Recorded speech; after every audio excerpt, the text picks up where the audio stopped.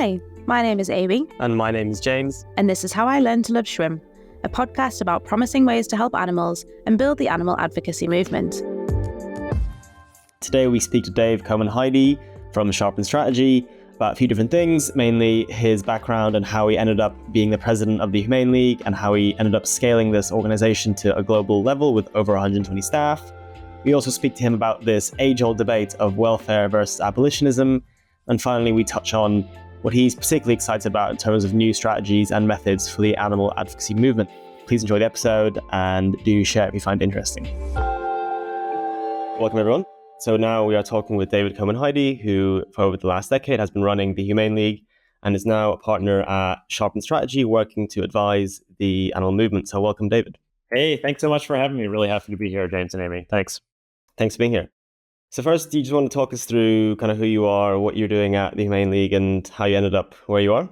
So I guess my journey begins quite a long time ago, like in high school. I left my high school in 10th grade to go to a local community college where I was really focused on philosophy and politics. And that's where I first came across Peter Singer's work. I went vegetarian, became really involved, and became the president of my political group on campus. I ended up going to college for politics as well, really thinking I wanted to end up in kind of campaign advising. But after some experience on political campaigns and doing other kinds of advocacy work, landed on wanting to do kind of like nonprofit and corporate campaigns and public advocacy work, and got a job pretty much right out of school, opening up the Humane League's Boston office. So back then it was just like really a local group in Philadelphia, Aaron Ross's group in Baltimore as well, which joined up and became part of the Humane League shortly after I had joined. Yeah, so that was my first years, which was doing kind of like local grassroots organizing and some local cage-free campaigns on college campuses for the Humane League in the Boston area. And then from there, we kept expanding into new cities, eventually became a national group and then an international group. A lot of different phases during my time at THL where we, broadly just started to shift from doing mostly what kind of outreach and education work towards institutional campaigns, and really with a strong focus on corporate campaigns, trying to get big companies to make policy commitments that will impact animals and reduce their suffering on factory farms. A really fascinating journey for you, I'm sure, which we're excited to unpack. And do you want to tell us a bit about what you're doing now? So how that transition from, running the Humane League for that decade and now through to the consultancy that you have now? So I decided to leave THL really having felt like the skills that helped me grow THL from a really small group into a large group. By the time I left, it was over 100 employees in multiple countries. I feel like the skill set for the early phase is very different than the skill set for kind of administering a large multinational group. It's not really where my kind of passion and skills lie.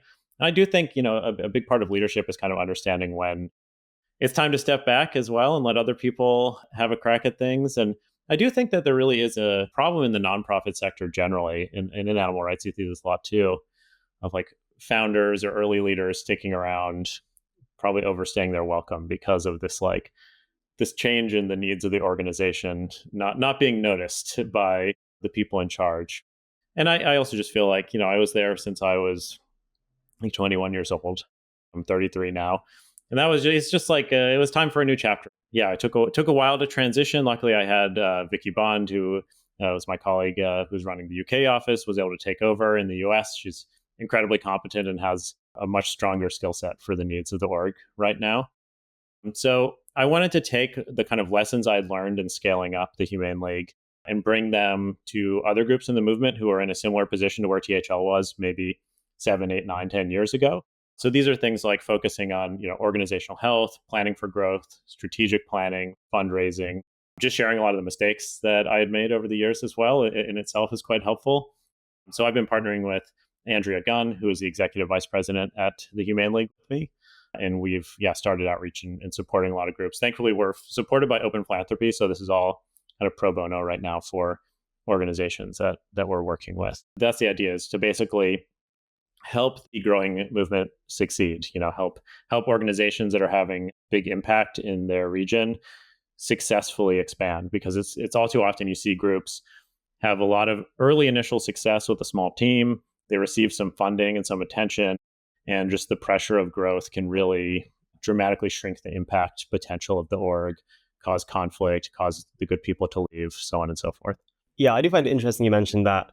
It'd be somewhat surprising if the person who started an organization was the best person to continue that for like the next 10, 20 years. I do find it quite surprising that the founders do tend to stick around for a long time, even though many, many amazing people could run big organizations. I think it's quite a brave leap. So yeah, that's really great you did that.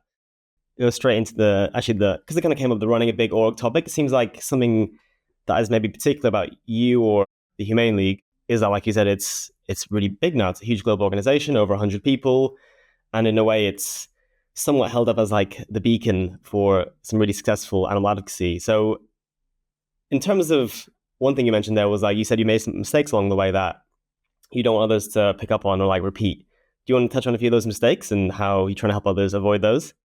Because it's such a long period of time and so much rapid growth over that time, I think about like the kind of different phases in the life cycle of a growing group. You have kind of like the early days where it's just a few people and it's more like being in like a band or something almost, where you have these like incredibly close relationships with 4 or 5 people.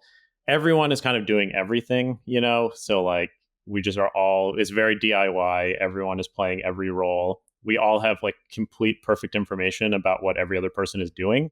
And this, compared to the end state of, like 130 people all around the world, it couldn't be more different. And there's all these steps along the way. You get to 10 people and all of a sudden you lose the ability to just like have a very tight relationship and knowledge about what everyone's doing all the time. You start specializing.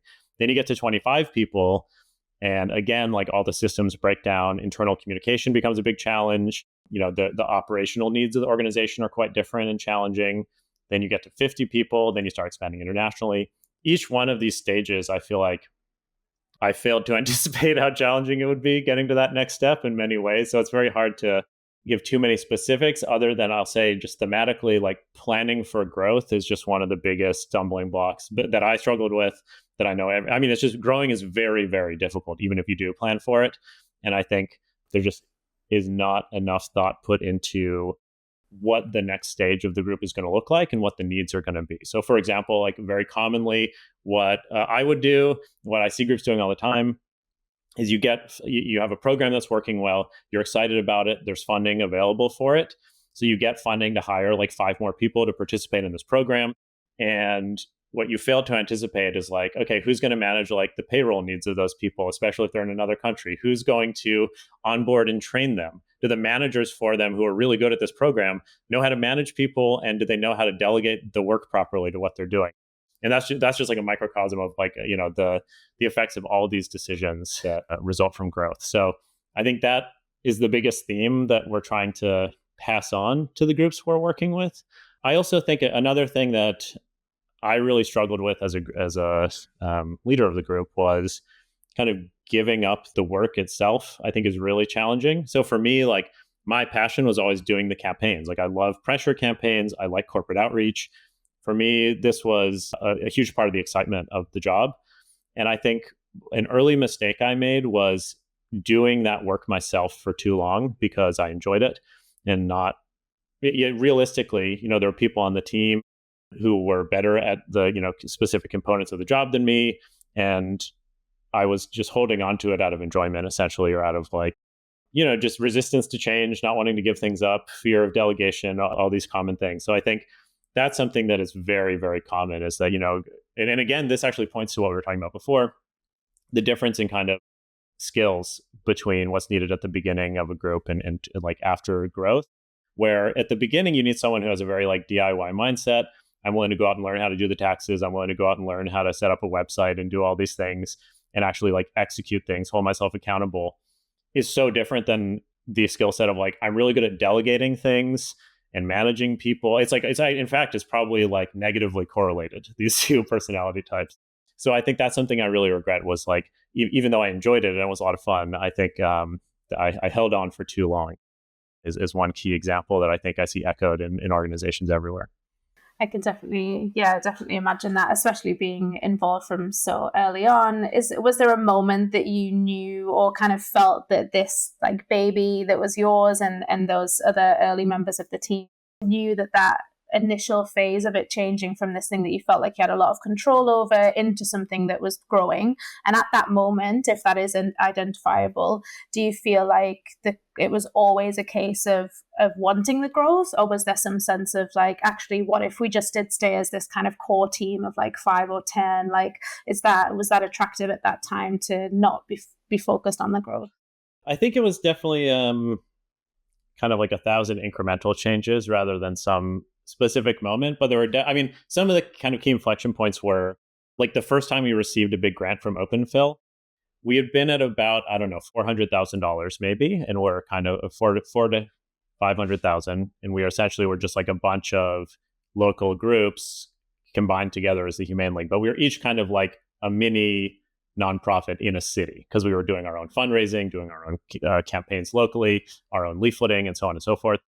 And this was a time of transition to becoming more of a national group. We brought on Michelle as our first full-time fundraiser.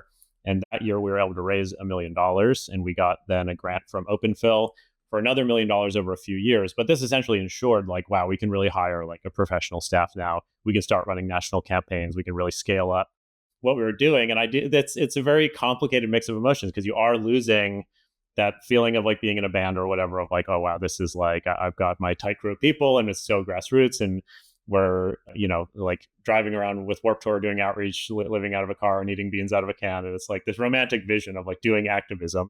And then all of a sudden it's like, okay, now I'm in the business of like, working with lawyers to put together our HR policies and so on. And this is a rude awakening. When was this? So like, when did you join as a paid staff, and when did you get this big million? Then what's the timeline for all this? I joined in 2010. I want to say 2016 is maybe when we got the first OpenPhil grant, somewhere around there. A common pattern you see is you get the initial funding for expansion, and it's like you're on the super high of like, wow, my dreams are coming true. But then the reality sits in and it's like, oh my God, this is like so stressful. Like I'm now accountable for so much responsibility. I'm hiring all these people, training them, carrying out the work is very stressful. There is like mourning for what you lose as an organization grows. And this is another key challenge with growth is how do you keep an organizational culture? It's very easy to have a coherent culture when you're like 5 friends who all started the work together because you have so much in common and you're excited about the strategy together. Then all of a sudden you're hiring people who may not know any of you, might come from a totally different perspective and have a different philosophical basis for why they work on animal rights and so on and so forth. And it's really quite challenging to keep that cohesion through growth. So yeah, you do lose a lot as you grow. It's a sad fact, but it's necessary. So, the trade-offs are worth it. Yeah. Having been someone who also traveled around the country eating hummus and beans out of the back of a car, I can attest it is pretty fun. So yeah, I can see why you'd more than that. I'm really curious about like what it actually means to be like the president or running an organization like THL, which is really big, 120 staff. So when you get to that kind of level of size and organization and kind of complexity, like what does your day-to-day look like? What are you actually focusing on like on a week-to-week basis, and what are the key things on your desk every day? Some of the core responsibilities are really kind of thinking about the vision and strategy of the organization and making sure that the leadership of the group, like the leadership team and the staff, that you're communicating with them about that vision and strategy, that you're getting their feedback on it, and then you're kind of painting that picture for everyone of what you'll be doing. I think this is kind of like a core responsibility of leadership that you have to be setting aside enough time for, to be communicating enough with staff and leadership and really making sure that everyone is moving in the same direction. So this is like the number one thing you need to be thinking about when you wake up during the day. But that aside, in terms of like what the actual day-to-day is looking like, it's cyclical and every day is really different. So it's a job where you have to be able to switch very quickly between, all right, I'm like at a conference, I'm meeting with major donors and, pitching our next year of work or covering our annual review. Then all of a sudden you're like doing check-ins and managing your staff. You're doing, podcast interviews, perhaps, like you're talking to media, all sorts of things.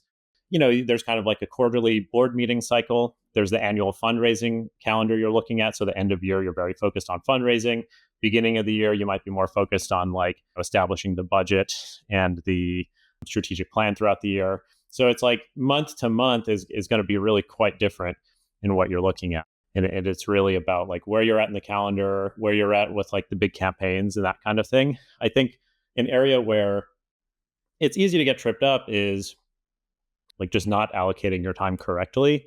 And I think that this is like a very key skill that I had to develop, and where I made a lot of mistakes early on. And this is related to like not delegating enough of the actual work, is just focusing too much on the wrong things. Because there's always going to be like 10,000% available of your time that you could like demands on your time. And you just need to be able to say no to the right things and make sure you're delegating to the right people so you can focus on what you need to. Yeah, I guess at that stage, learning how to say no becomes so important because, like you said, if you don't say no, you'll be fighting every fire and then not thinking about what is the next 3, 5 year, 10-year plan.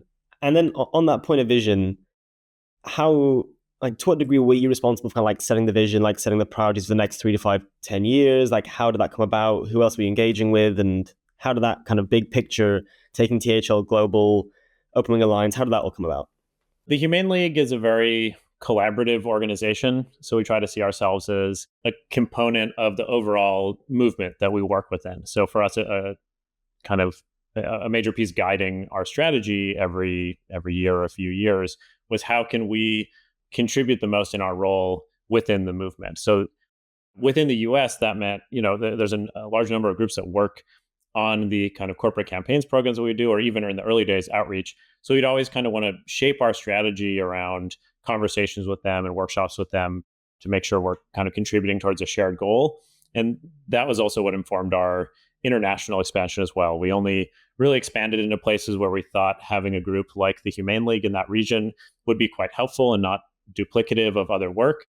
But mostly we focused on kind of expanding campaigns through the Open Wing Alliance. So not THL opening new offices, but rather bringing this vision of a shared campaign to other organizations and giving them grant funding and training and that kind of thing.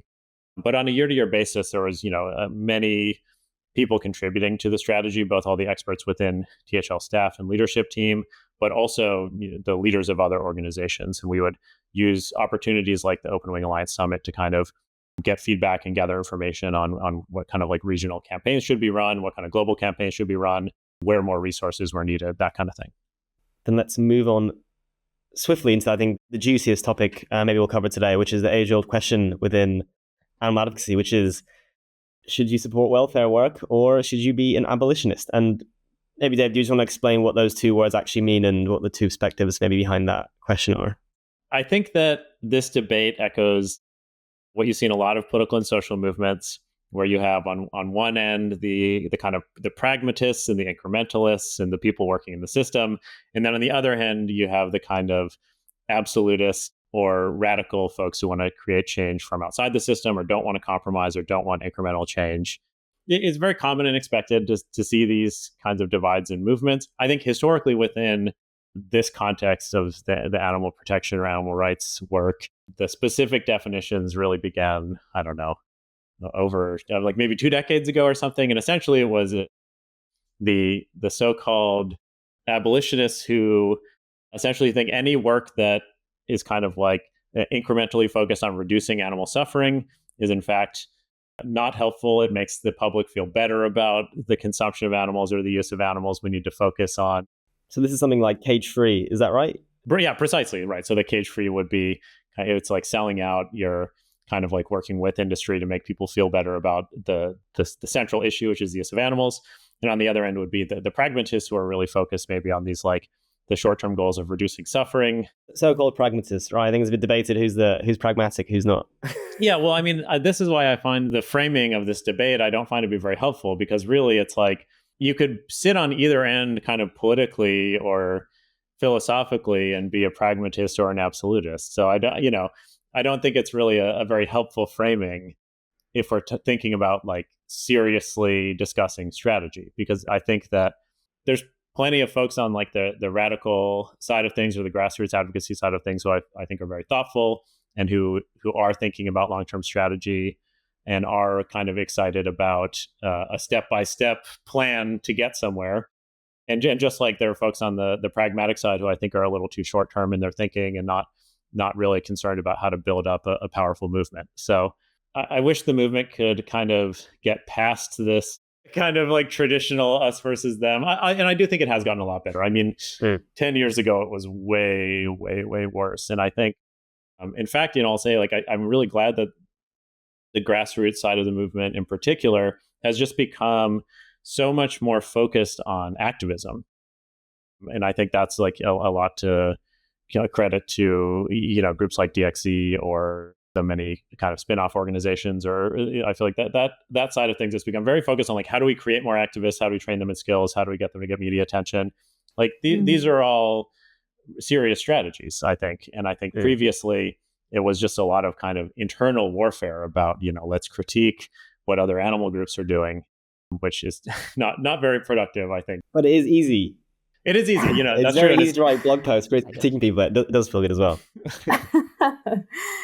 Yeah, interesting. I feel like did you ever feel like as a leader of such a big player in the movement in the farmed animal space, did you ever feel like you either personally or as an organization had to kind of pick a side? I know you spoke previously about the culture change and that being inevitable with growth. And do you feel like THL, it's important to have kind of like a mix of both sides, or if THL is in a particular camp, and how integral or important is that to how the organization grows and how the culture is shaped within that growth? I think very early on, it did feel important to like kind of stake out a side. And, these days, it's like the corporate campaigns have been ascendant for so long and are like the most funded thing by a wide margin. It's what a huge number of groups are doing. But if you go back in time to 10 years ago, they were extremely unpopular. I mean, for the Humane League's like local organizational work, we would have to do all the kind of like vegan stuff to kind of like gain popularity, gain volunteers, gain donors. And then we'd have, that was like the price we would pay to be able to do the hated cage-free campaigns that only a few people really supported. Right. This bred, I think, a lot of kind of defensiveness. So with myself and probably some of the others, that we really had to constantly justify what we were doing, that it was morally okay, that we weren't, in bed with the enemy and so forth. So it's funny now, just like the total reversal of this state of affairs.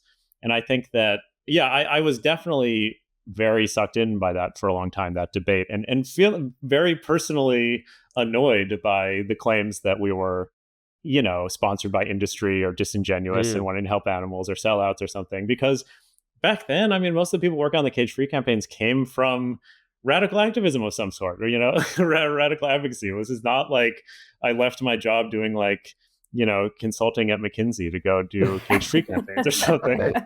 So this is like people you knew, that animal movement you kind of work with, who were kind of saying these things to you? Or like, where were these kind of like critiques or attacks coming from? Yeah, I mean, I had people interrupt my presentations in Boston, Oh, wow. and like do walkouts and accuse me of hurting animals and these things. And it was very common back then. And like the animal rights conference back then was so contentious. So this is like, again, like 2015, 2016 kind of period? And earlier than that, maybe like 12, 13, it was kind of like the height. I mean, they had a debate with like Gary Francione and Bruce Friedrich at one point. So this was like, imagine having an animal rights conference where like the keynote centerpiece attraction is like two of the famous leaders like debating each other, and people were literally like cheering one side or the other during this debate. I mean, it's a tragedy to imagine. Yeah, that is so sad. The second part of your question, though, Amy, I think it's important, regardless of whether it's a group like THL that's doing the corporate work or a grassroots organization. I do think it's important culturally to have this mindset of like humility and collaboration with other groups, even if they're doing really kind of different, taking a different approach to activism, and just being open-minded. I mean, I think what you see is people just form these identities around like, oh, I'm like an EA animal person, or I'm like a radical animal person, or I do the corporate campaigns, or I'm a sanctuary person. The more that becomes your identity, I think the more closed off your mind comes to being able to change your strategy, to look at evidence and say like, oh, maybe I should try this other thing, or maybe we should, redirect funding from this area to another area. It's much better to hold those beliefs quite lightly and to think like, I'm just an animal person. I work in the movement. Today, I'm doing corporate campaigns. Maybe the strategic needs in 5 years are going to be totally different, and that's okay. And just like, easier said than done, but just like the more we can just build these friendships across these different parts of the movement, I think just the healthier it will be, and the more seriously we can have conversations without it being about personal identity. Yeah, I think on that topic, there's a good blog post my friend Aidan wrote on the Pax Fauna blog, which I recommend checking out. And basically, it's about his own journey from what you might call a rabid abolitionist. So used to organize for direct action everywhere. And I think here's one particular story when someone from someone from the Humane League came to his university to do some outreach. And just as soon as he heard that she was from THL, the only thing going through his mind was like, oh, welfarist, how dare she? Don't we need total liberation? Like, what is she thinking? But then since then, he's come around and wrote these beautiful 2 blog posts on basically that idea that you said before, Dave, that like welfare versus abolition is obsolete. Most people want to change things incrementally, whether that means banning foie gras then fur or cage free, then other broader reforms, or other chicken forms, so on and so forth. So either way, there's incremental steps. It depends how you kind of want to go about it. So it does seem like this whole debate both hasn't been that useful, and like you said, it's probably lost us like years of goodwill or like infighting. And yeah, would you roughly agree with that? Yeah, totally. And I think overall this is an encouraging sign. I mean, I see this kind of internal warfare. To me, this is a theory I have, is kind of like a symptom of a completely powerless movement. Like essentially, if you feel like the movement can't achieve anything serious, you're just kind of left to arguing about philosophy and theory. And it's not about, and this is like, to me, a key indicator of the kind of bogus arguments that you would hear a lot 10 or 15 years ago, is that it was just not even trying to engage with like, how would this be like that early stage of the abolitionist movement. It's like not even trying to engage with what would you do. It's the best it can come up with is like, well, we're just going to do like vegan advocacy. Like, I mean, this is just not a very impressive strategic brief on what to do. And I think that as the movement has become more sophisticated and has kind of gained a little bit of traction in various areas, has like gotten serious media coverage, has gotten serious campaign wins, has passed laws, has grown internationally, I think it frees people up a little bit to, I don't know, maybe think in a more positive direction about like, okay, what can we accomplish next? What can we do next? Instead of just this kind of navel gazing that is so tedious and unproductive. Yeah, 100%. Maybe James, did you have a particular camp that you arrived at the movement in? Do you feel like anything convinced you like one way or the other?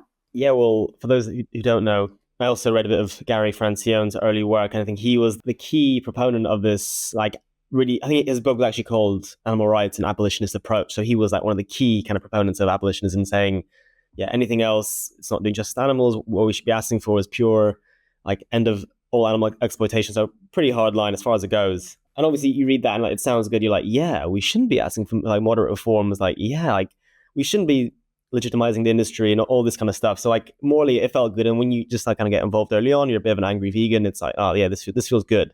And then also you're in that bubble and then everyone else thinks the same way. Then you're just like this small group hating this other group, or like hating. Over time, I've been a bit more cognizant of that. It's unlikely that you can't really be confident in any of these approaches. Kind of like what Dave was saying, we probably need like a variety of ways to make change. We shouldn't be that confident that any of these two approaches are particularly right. And yeah, rather than spending all of our energy on internal politics, we should actually be trying to do something and create change in the world rather than just like being angry. And also just like trying things out. If we think vegan outreach is the way to go, let's try to do it. Did it change the world? It's not looking so good. So after that, it's probably good to reevaluate and be like, okay, we should try something else. So yeah, I think I've definitely come around to them. I don't know. There's a bit of truth on both sides. We need a bit of everything. But yeah, who knows? What about you, Amy? Yeah, interesting. I feel like same kind of angry vegan journey. Yeah, just exposure to the Humane League and going through the interview process, working for the org. Was that one of the key questions? Are you a welfarist? And you say yes, and then you're in. Well, I guess not, because I think at that time I would have said no. So maybe wouldn't have got the job. But I think just the pragmatism. Vicky Bond now, the president of the Humane League, in those leadership meetings in the UK, really convincingly bringing that pragmatism to the conversation. I actually lost a friend by joining the Humane League. I was doing corporate relations, going to the meetings with Nestle and working really closely with Aaron, and she just couldn't comprehend in any way how I would go to a meeting with, the devil on the other side and those that were harming the animals, and really just couldn't come to terms with me doing that job and being in the room with the enemy. So it's definitely still, it's heated, right? In terms of future things of the animal movement, what are you particularly excited about, Dave? In terms of strategies to help animals, whether it's welfare, whether it's whatever you want, what are you most looking forward to or keen to try out? First, I would say that I really agree with the comments you just made about the kind of combined arms approach that we should have. Like, I don't think that it's correct to just take this maximizing approach of looking for the best strategy and then put all of our resources into that. I think it's really about looking at the various kinds of strategies. So, there's a lot of ways you split this up, but you could think about like, there's like the public sector stuff of like doing politics or lawsuits or things like this. Then you've got like the private sector with the corporate campaigns and scaling up meat alternatives and corporate responsibility stuff and investor outreach. And then you've got like education, media, documentaries, public opinion shift kind of stuff. So these are like three lanes you could divide things up to. And then I think you take something more of a maximizing approach. Like, what would be the kind of optimized version of each of these kind of elements? And how do we make sure they're working together well? So to me, this is what's most exciting, is like this kind of more grand strategy question of like, what should we be doing here? What's the right carving up of resources? Just doing more experimentation in each of these areas. That's probably what in general I think about. But in terms of some specific stuff, I'll say that I think I am probably unusually excited compared to most people about political work in the US. Mm-hmm. I think that building up a strong political movement, I mean, I'm excited about it everywhere, but that's, where I live and where I think about mostly politics. So that's something that I think is underserved right now in the movement. It's under-resourced, not enough happening. Like, there's some little pockets where cool stuff is happening that to me are a nice like proof of concept, but that's something I'd like to see scaled up considerably. What do you mean by political work exactly? What does that actually look like in practice? It could look like a lot of things, but I'll say, I think for starters, having local voting blocks and political organizations. Like, we have a group here. I live in New York City, in Brooklyn. There's a group called VFAR, Voters for Animal Rights, that is like the local group. And they do things like send out questionnaires to all the politicians who are running and ask them, like, do you think we should ban mutilations without painkillers? Should we ban putting animals in cages barely larger than their body? And so, we've got a lot of issues that are like slam dunks, where if you're talking to someone who's running for office and they're not like actively employed by a factory farm, they're probably going to agree with us on it. So to me, this is just like, it's so impressive what they've been able to do, just getting all of these candidates to agree to so many of our issues. And people are actually agreeing. They're saying, yes, big we'll time. Support this. Oh, really? Big time. Cool. Wow. And they have a voting block. They'll say, like, we have animal people who are activists who can go out and knock on doors and do other things. And like, this is not rocket science. Like, a million other movements and cause areas and industry groups have done this. And we're just leaving a lot of influence on the table. And this is something where I think the grassroots power that the animal movement has is really underutilized. We are similar to a cause like, say, abortion or gun rights, where we have something called intensity of preference, where for the people who are animal people, this is their issue. Like, it is not just one of a million issues. It's just like, think of all the people in the animal rights movement. Like, this is not like one of 10 movements that they're in. Like, they are focused on animal rights. They will knock on doors. I mean, hell, they'll chain themselves to slaughter equipment, right? So like, they'll do much more than that. Yeah, exactly. So to me, that kind of thing would be just like step one. Like, we should just be doing that in every major city. So you mean like have one group is kind of contacting all the politicians, trying to get them to kind of say their policy preferences, and then basically on the best kind of candidates, get all animal people in the city basically canvass for them and try to get votes kind of to the most animal friendly person. Is that kind of vaguely what you'd be quite keen to see? That would be, yeah, that's certainly a big part of what local groups can do. I mean, there's all sorts of things. So you can do local ballot initiatives in some cities. You can get city councils to change their, some of this is happening in various areas, to change their purchasing policies. You can have people run eventually for some of these seats. I mean, one thing that's always struck me is that the UK, they have these like animal welfare policy briefs. The Animal Welfare Agenda, I think it's called, that the major parties, including the Tories, they put one out where they list like, here's our policy position on all these relevant issues, like on confinement. And in the US, like, we don't even exist as an issue for the Democratic Party, let alone the Republicans. I mean, it was last year that Biden's Solicitor General, he supported the pork industry in our Supreme Court case on Prop 12. And to me, this was like a very sobering wake-up call that not only are we not like influential with the Democratic Party, they wouldn't even think for a second that we exist, because we don't have a voting bloc. We're not part of their base. Like, we're not even an issue. We're not on the menu. A realistic, achievable goal could be like, how could we have a plank in these parties, or at least in the Democratic Party, of their position on at least some basic stuff like confinement. Like we've banned confinement in over 10 states now. Like this seems like achievable. What about like testing cosmetics on animals or fur? There's probably some stretch stuff we could do. Like this seems like a realistic goal, and it's just like, why we need to start organizing around this kind of stuff. We need to really have this power. We've gotten all these corporations to do it. We've done a great job with corporate campaigns in the private sector, and now it's time, I think, to capitalize on that and start. If McDonald's can say that cages are on the way out, like shouldn't the Democratic Party be able to say this? Yeah, right. Maybe, I mean, you might have a bit of a spicy take on this, but do you think as allies, the kind of left-leaning or Democrat kind of groups is a much more clear, obvious ally, or do you think we should be trying to be as bipartisan as possible, or do you think that's just not realistic? Or this is a debate that comes up a lot around these questions of like, what is the cost of becoming a kind of like left-coded cultural issue, and is it better to not fully engage with one part or the other? So it's very complicated. I mean, I think realistically, we are already a left-coded cultural issue. I mean, if you look at just like everything from Michelle Obama saying kids should eat more vegetables to, we're going to have a veggie burger in a government building once a month, like the explosions that come from these things from the right, it is so clearly a left-coded issue to that faction that I think it's a little bit of wishful thinking that like there's this huge opportunity for us to become part of the like masculine right-wing identity in the US or something like this. On the other hand, I do think that avoiding where we can on many of our kind of like single issue campaigns we can run, there is no reason for it to become like a third rail cultural thing. So particularly around issues like confinement or slaughter or like cruel treatment of animals, I do think that there's just huge bipartisan support. I think it's more issues related to diet that I see as becoming extremely partisan very quickly and out of our control. So I do think that there's no need to kind of code things in one direction or the other on many of the issues we're on, and essentially because everyone agrees with us. Basically all the voters agree with us.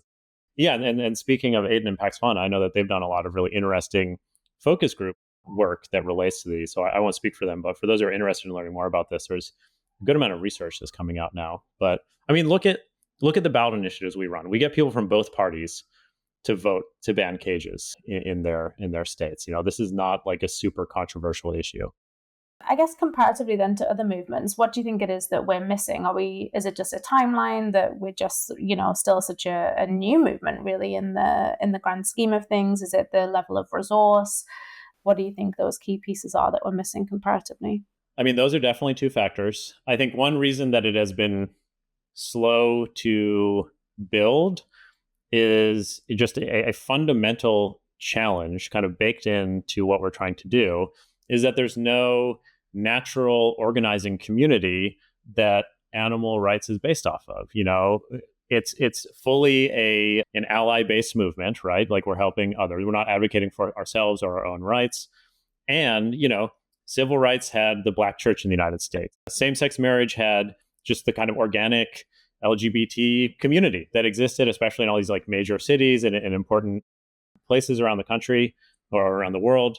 We have I guess we have veganism has kind of been the communal principle, which is not, this is like very weak compared to those other things. There isn't a place where we all organize in person. We don't do things where we have fun together in like a natural way. I mean, if you look at the civil rights movement, the church community would provide so much cohesion and support and activity outside of just purely doing politics. If you look at the NRA and their success organizing in the United States, you've seen the same thing.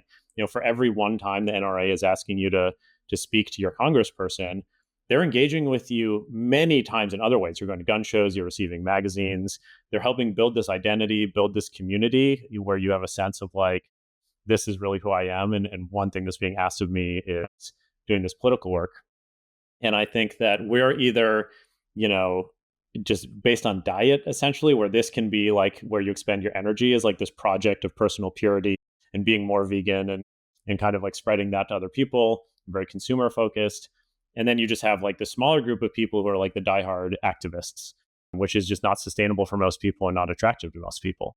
So I think, to me, this is like the foundational challenge that we have, is that we just don't. I mean, we have like vegan restaurants, right? This sucks compared to. Whoa, they're pretty good. All right, you back off. What do you think? What do you think is alternative then? Are you thinking like vegan gun shows, vegan clubs, vegan unions? Yeah, like exactly. Veganize everything, or just like something for animals? Was like, well, yeah, what does it actually look like? What would that kind of community hub actually look like? Do you think? Well, I wish I had a really good answer to this. I mean, I think that step one is kind of grappling with this problem and finding something.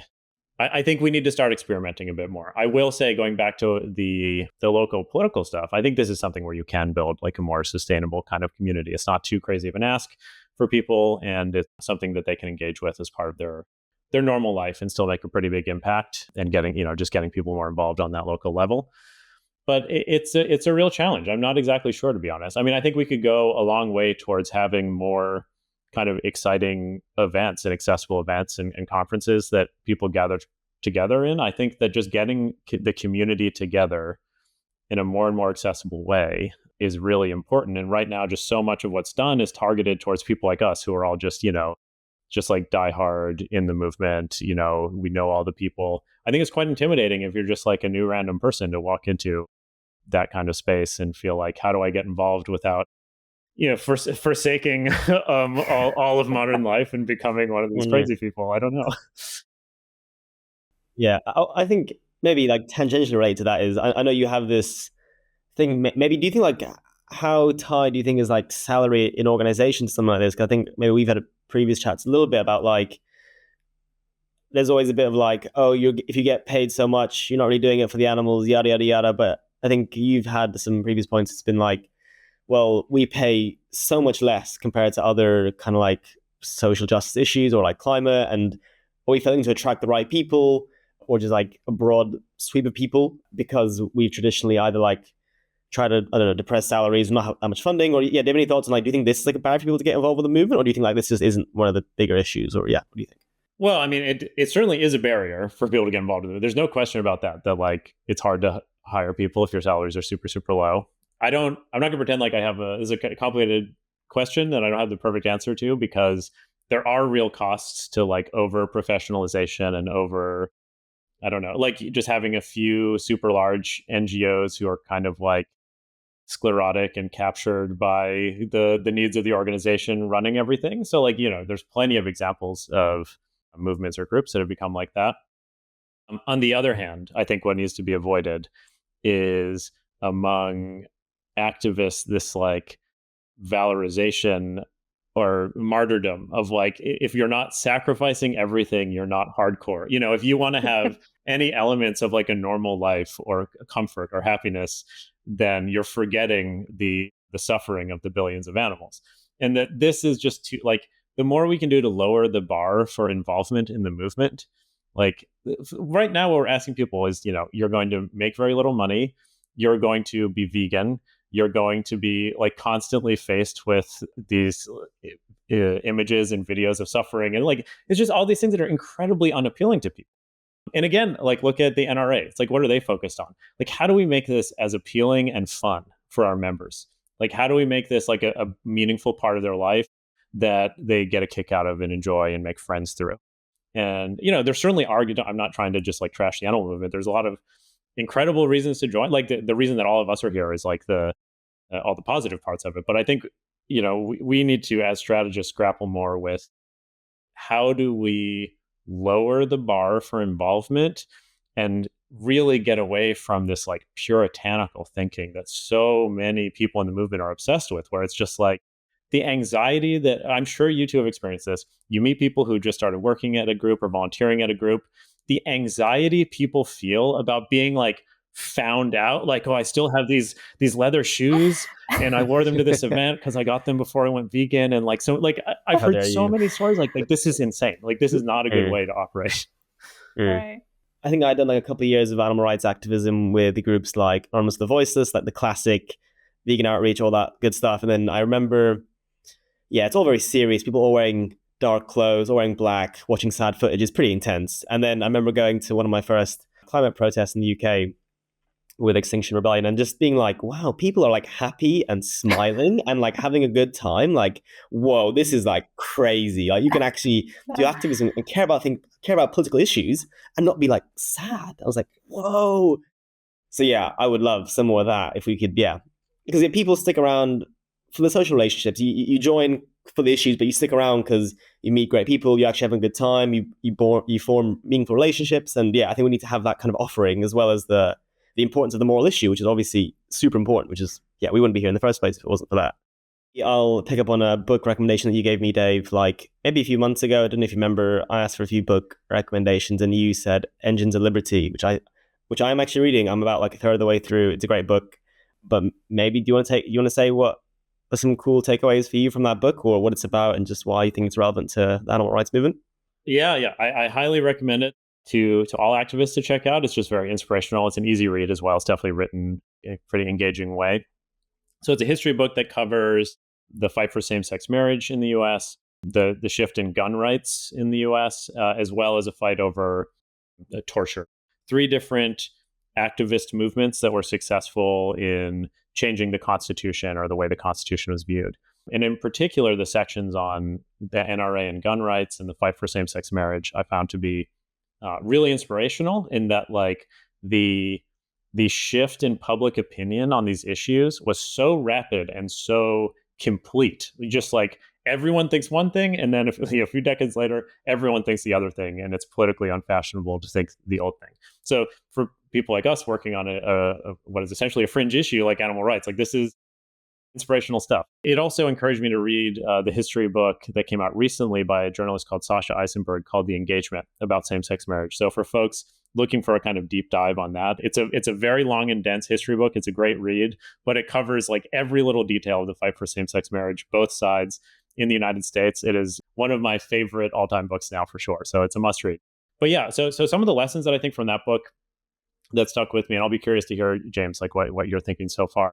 But I think when it comes to, the things I mentioned with the NRA, the use of local activists to get these kind of small, almost symbolic political wins at the early stage of their project and building that up over time into kind of cascading larger political victories, I thought was a very interesting approach, where these activists really developed a lot of skills and influence over time. And that was paired with this really shrewd long-term legal strategy where they would have scholars go into law schools and start lecturing, promoting what was essentially then a very fringe point of view on the interpretation of the Second Amendment. I mean, if you talk to, at least what the book says is, if you talk to conservative legal scholars back then when this project was starting, even pretty right-wing scholars would say like, oh yeah, the Second Amendment is really meant for, local militias and so on, and it's not super relevant to, consumer gun culture and so on. And now they've just completely shifted through this approach of going into law schools and converting all the young people to this way of thinking. Like, no, actually, this is a amendment that should be interpreted very broadly, that, all sorts of guns are allowed and so on. And they've just, through this kind of targeted education, lecturing, focus on students, completely shifted a generational point of view. So I think that this is a really, really interesting strategy that animal people should consider. And I'm actually pretty excited about all the law schools where we have a lot of great education going on now. But beyond that, I think like we could do more with students generally. So yeah, those are 2 parts from the NRA section that I really took a lot from. So on the first point you were making, it was something like the NRA were doing things to basically just get wins rather than like, they didn't think, oh, maybe achieving some particular policy was like the best way to have, I don't know what the gun policies are in the UK, just like the ability to carry weapons openly, yada, yada, yada. But they were just doing things like build momentum, both like internally and build power and just like kind of have wins. Is that kind of like the thesis of just like you do things that's like stepping stones, even though it's not like the most important thing for your issue? If I'm remembering, I haven't read this book in a few years, but if I'm remembering correctly, some of the early projects that they had were having like super local volunteers change kind of citywide restrictions on what kind of handguns were allowed or something, where this is not like, at the end of the day, a massive win. But over time, you start chipping away. I think in the animal movement, there could be a lot of analogs here, like the fur bans, I think, are a great example. Where right now, if you were to ask, like, how do we ban fur in the United States, or like ban the production and sale of fur, it's a tall order. I don't know. It's very challenging. But you could imagine a world where like, okay, how do we ban fur in like the 50 largest cities in the United States? Then all of a sudden, that's an interesting question. That's something you could actually sit down and like get a Google Doc going and really think about, maybe actually getting to like 40 out of 50 in the coming years. And then all of a sudden you're a lot closer to like banning it in a number of states, getting closer to that federal action. And like that kind of mindset, I think, would be quite useful, that really long-term planning. And frankly, you saw a lot of this with the same-sex marriage fight as well, of like, how are we going to run the table on all the states? And I think that that's something that I'd love to see more of. I mean, it's something that's been happening on the cage-free law, certainly. And we're starting to see with some citywide regulations, but it's just the animal movement traditionally is not engaged a lot with that kind of long-term political thinking, at least as a cohesive coalition. I'm sure many individuals or individual groups have. Do you think there's other tactics that we could also explore? I think we touched on before, like you're excited to see, I guess, a diversification of tactics. Do you feel like there's anything else we can pull on within this movement that you'd be excited to see more of? Or is it just generally the act of diversification? Some of the areas where I think we are not doing quite enough experimentation is around kind of like media and public persuasion. I think one unfortunate thing that happened among the pragmatist side of the movement, or whatever we're going to call it now, was that there was this, over the last 10 years, a real shift towards institutional work. Like, okay, we have been trying the kind of vegan outreach advocacy side of things for so many years. The numbers game isn't working. We're not seeing the huge uptick. Let's focus on these incremental reforms at institutions. Now, obviously, I think that that's like a key pillar of what we should be doing. But I do feel like we threw the baby out with the bathwater a little bit. Like, persuading people of things is still really good. It's still a good thing to do. And just because we might not want to be just like using all of our time handing out booklets anymore, I do think that we haven't done enough experimentation with all sorts of public persuasion. I mean, for starters, like the movement just isn't terribly sophisticated in our media outreach. Like, I think we have an issue that there's a lot of opportunity out there for media coverage that we're leaving on the table because we just aren't spending enough time experimenting. And so there's plenty of groups that have done things that have gotten awesome coverage in the last few years. But to me, this is almost just proof of like, yeah, this is possible. This could be a winning issue and we need to devote more time. And there's a lot of things within that realm of kind of public persuasion. It's not really my expertise, so I don't have like a kind of ready to go plan, but it's just an area where clearly we could be doing more, I think. What do you think is holding that back? Why do you think we're not doing more? Is it just like funding isn't there for it, or just like we don't have the talent, or yeah? I mean, it's probably just like an area that hasn't grown enough yet. I mean, don't get me wrong. Like, listen, there's people who, like DXC is a great example of a group that gets a ton of media coverage and without too much funding either. So I do think it would be good for more funding. And I guess just more than funding, just like the interest of activists coming into the space to get more involved in working on media, coming up with media pitches, crafting stories for media. And again, like this is just a component of like an overall strategy. So to me, the dream is like the grassroots are doing actions and investigations that can get a lot of media coverage, and that this is like dovetailing with a, I don't know, state ballot initiative effort or something. Like you can imagine a world where it's like the component pieces are creating something that as a whole is greater than just the parts put together. So to me, that would be like the really, really sweet element.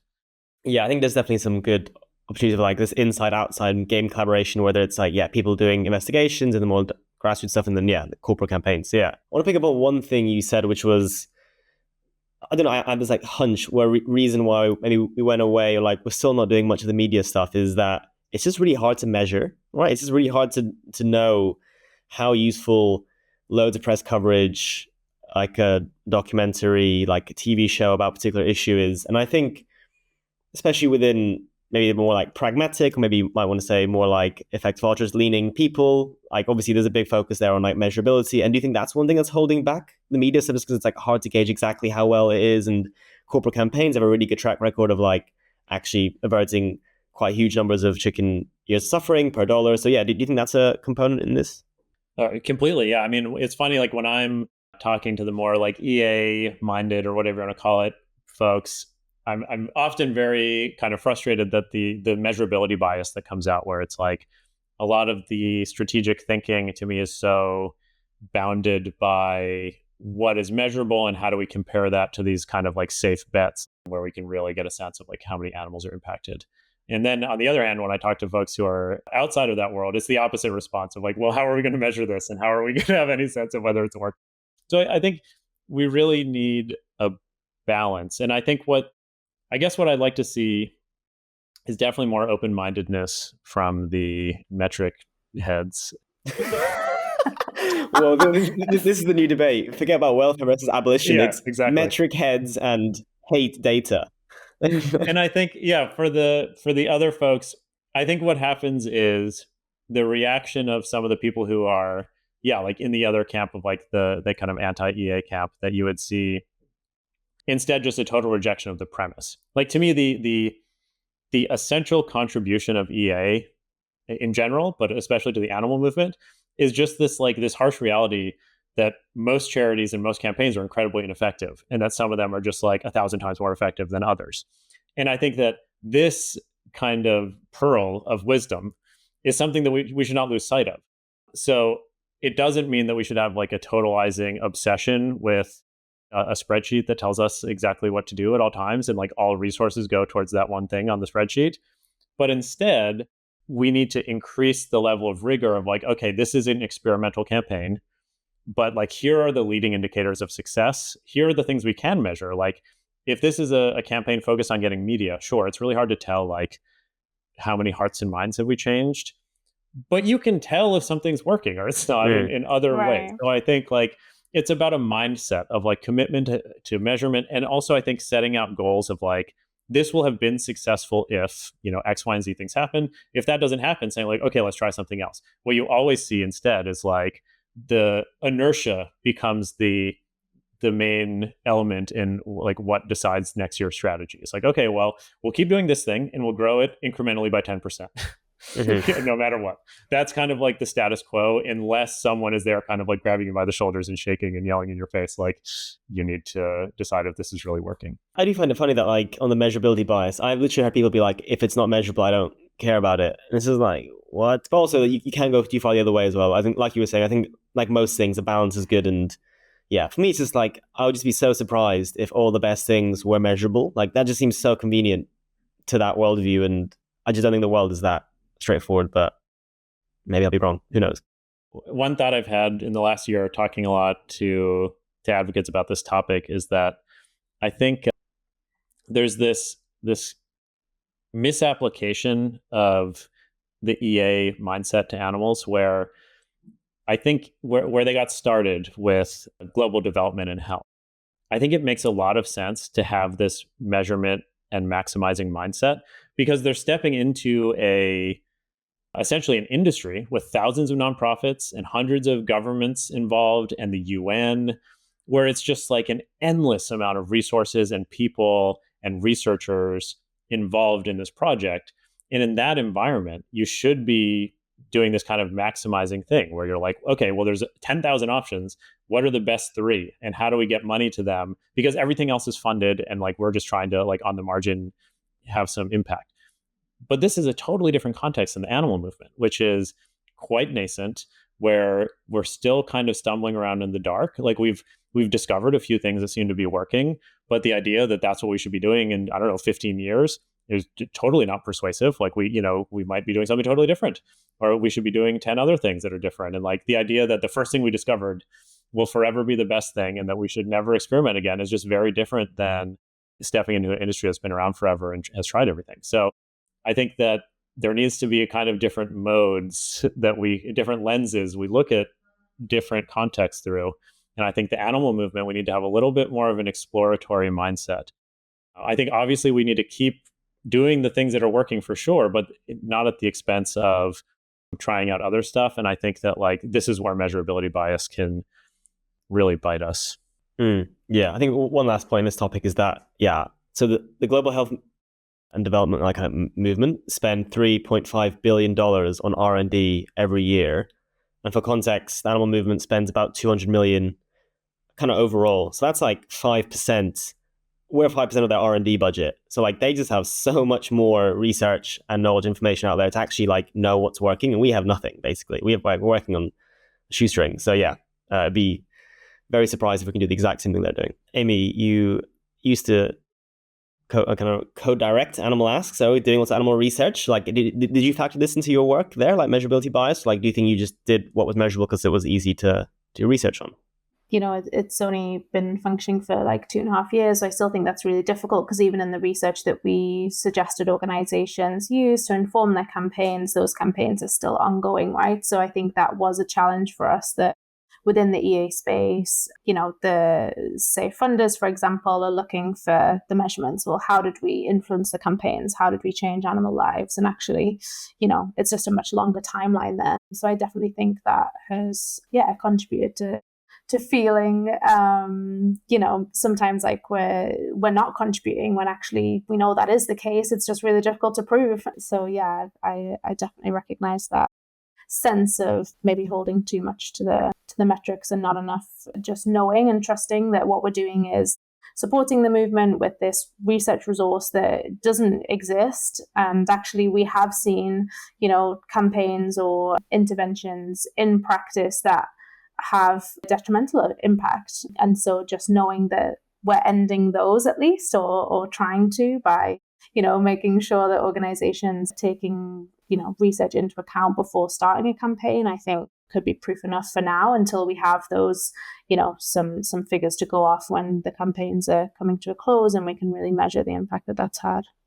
Nice. Yeah, maybe plug to, I think, Animal International, who I think stopped one of their campaigns in Poland, the live carp campaign, because they thought actually might be harming more fish than it was saving. But there's lots on that on the EA forum if you want to check it out. So yeah, it's a good post.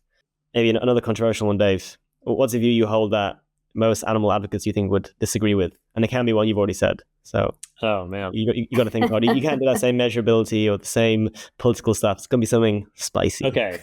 Yeah, that was going to be my easy answer, as I probably named a bunch of them already. Well, I guess, I don't know if this counts as a doubling down on something, but in general, like I'm very skeptical and pretty negative about veganism as an idea and principle to found the movement on. I just think that it's a really, and this is something I guess Wayne from DXE wrote about many years ago that I've really come around to, that I do think that has been, I don't know what a better alternative is beyond just caring about animals.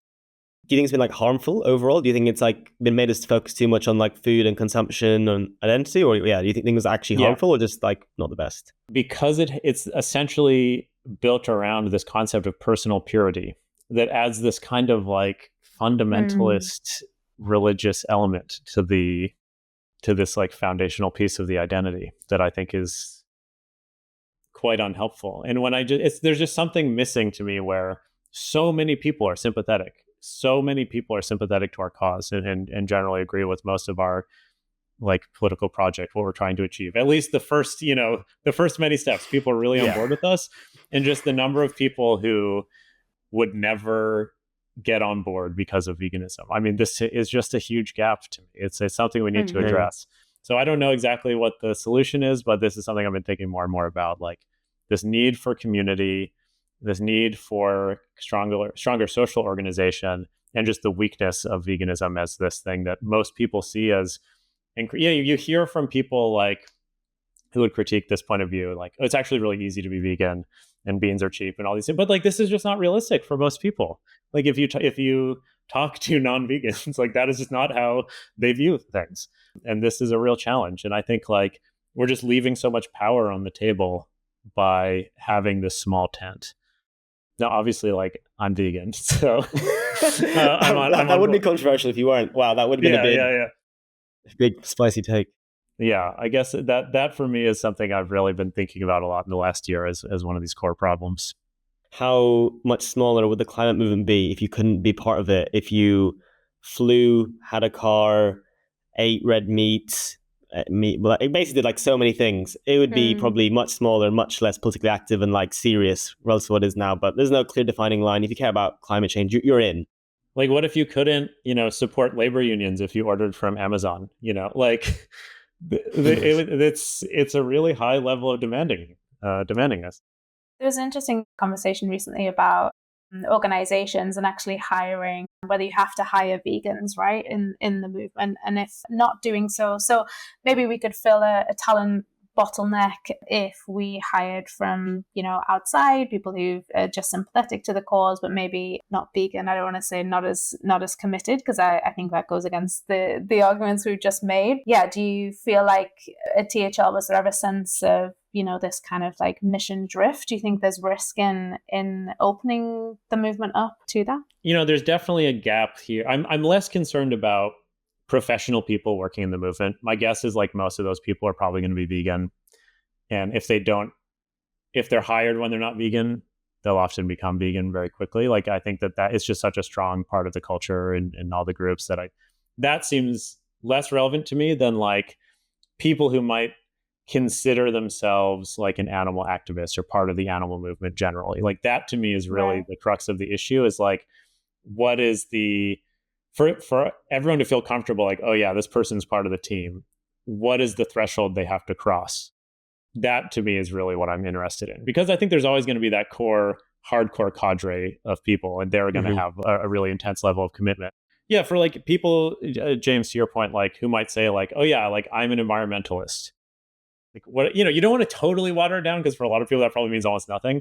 But like, I think we can afford to move a little bit more in that direction, of like letting people feel like part of their identity is like, oh, I'm a voter who cares about animals, and I'm always going to vote in their defense, even if they're not like fully on board in all the ways that we wish they were. Like that to me is where I think we could expand the tent quite a bit. I certainly don't, I'm not saying like, strategic leadership of the movement should really be like watered down. Yeah, no, that makes a lot of sense. Yeah, I have heard this term. I think I hate it even more than veganism. It's post-veganism. It's just like, come on, guys. So we don't need another name for it. I think it's just making another name for another concept. But yeah, I agree. Lowering the bar. Sounds good.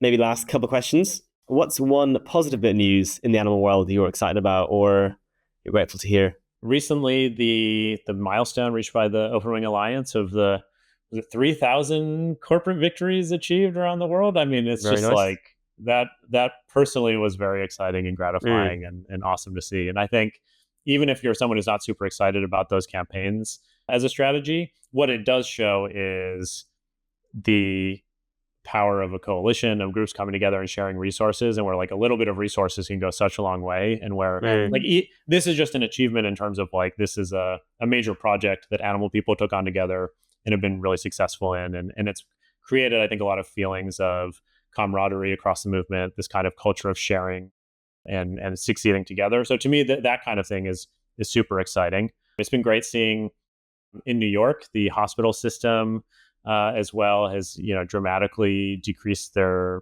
meat served and greatly increased like plant-based options. And like that to me is a great example of the kind of local political achievements that we can think about in the near-term future as like a kind of like a high watermark right now of a really great policy. So those are two things that immediately come to mind.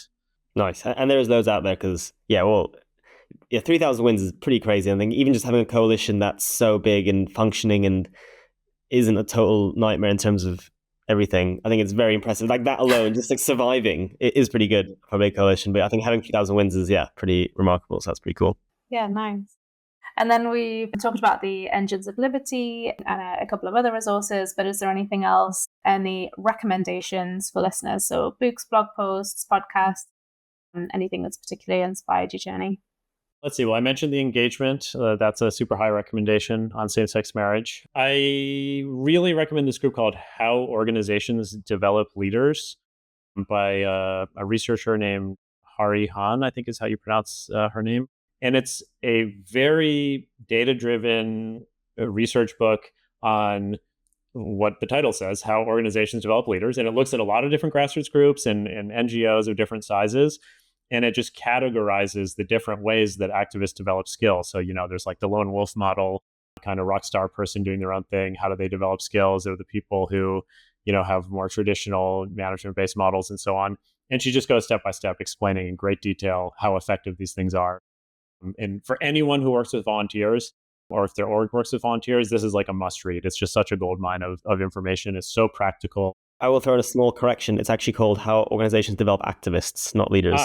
Thank you. I agree. I've read it. It's a great book. So I also recommend that. Sorry, keep going. Another book that I only stumbled across 2 years ago. It's an older book. I don't know when it's from, but it's certainly before I got started in the movement, I think. It's called Get Political for Animals and Win the Laws They Need by Julie E. Lewis. It's like a textbook, basically, that step by step tells you exactly how to do all the political organizing stuff I was talking about before. It explains all the levels of government you need to know, everything you need to do, what the strategy should be. I mean, it's it's unbelievable. And as many activists as possible should own this book in the animal movement. I think it's just an incredible resource that exists. So that's another winner. And outside of that, I'll say I love reading history books generally, either biographies or history of other social movements or important moments in history. There's just always incredible lessons. And I think getting perspective outside of our little world is really good and useful just for thinking about problems. Yeah, that's good, inspiring 3 books to read. So yeah, thanks, Dave, for coming on the podcast. Our first guest, very exciting. So thanks for being here. Yeah, thanks so much for having me. It was a blast chatting with you guys. And I'm looking forward to hearing more episodes.